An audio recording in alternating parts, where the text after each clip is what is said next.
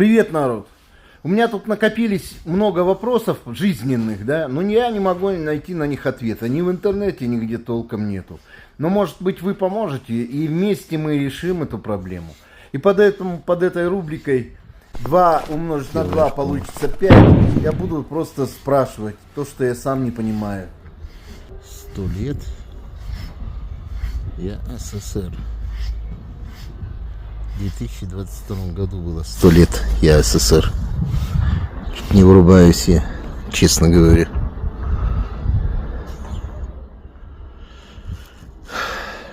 Я СССР, когда его уже не стало-то?